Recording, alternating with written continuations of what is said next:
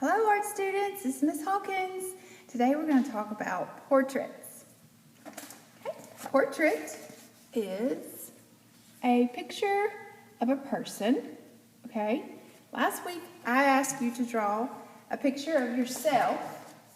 Okay, and if you haven't done that, please do that before you watch the video, the next one, about how to draw a portrait. Okay. Please do a picture of yourself before you watch the video about how to draw a portrait, please. And thank you. Okay? You can watch the rest of this video, but don't watch the video about how to until you try it yourself, okay? And then watch that video and do another one, okay?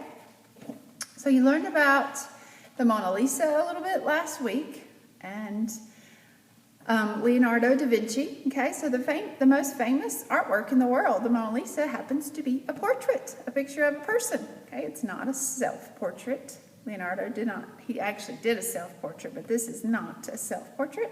Some people think that this looks a little bit like Leonardo da Vinci. This is another self-portrait that Leonardo da Vinci did. Okay, even in caveman times, okay, people were doing artwork. Okay, explorers, actually young children with a dog, found those cave paintings, and the dog came upon the cave. It went in the cave. The kids went after the dog, and they found those cave paintings. And what there were pictures of were pictures of people doing things that was important to them. Okay, which was hunting, surviving. Okay, so it's almost like a journal, those cave paintings. It's almost like a journal of what the cavemen went through, okay? So journaling is something that we are definitely going to talk a lot about this year. It's a really good time to be keeping a journal during these unprecedented times. So keeping a journal is a pretty good idea. Pictures, writings, all that stuff of what your life is like right now, okay? And then we fast forward a little bit to ancient Egyptians. Okay, they drew pictures of people. Okay, so portraits in a way. They had certain stipulations of the way things had to be, and we'll talk more about that later.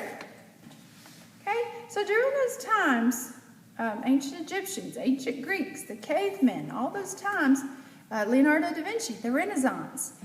There were no cameras, so they relied on the artists to make pictures and document history. So at that time, the artwork was all they really had, and then they started developing writing and stuff like that. Like the hieroglyphics was a certain way in the ancient Egyptians, where they did symbols, pictures that were like words. Okay, so that was the beginning of like a writing technique. Okay. And then along came the camera. This is a type of portrait done by a photojournalist. Okay, my lighting is not good today. Okay, this is called African Canvas. It was by American artist Margaret Courtney Clark. Actually, I'm wrong. It's a British artist. Okay, but this is by a photojournalist. So there's a way that we started making pictures of people and documenting. Okay, this is a nice portrait called Jim by William Henry Johnson. He is an American artist. Very good American artist to study. Okay, this is one of my favorite artists, Mary Cassatt. Okay, it's a portrait, and it's called Mother and Child. It's done in 1890. Mary Cassatt was an expressionist, and that was in the way that she painted. Okay, here is a self-portrait of Frida Kahlo. She was a Mexican artist. She was married to Diego Rivera, who was also a Mexican artist, but they did split up. Okay, now, before you watch the next video of how to create a portrait, please draw a picture on your own of a portrait. So a picture from the head up or shoulders up, like this much. Okay, trying to get everything correct on your face.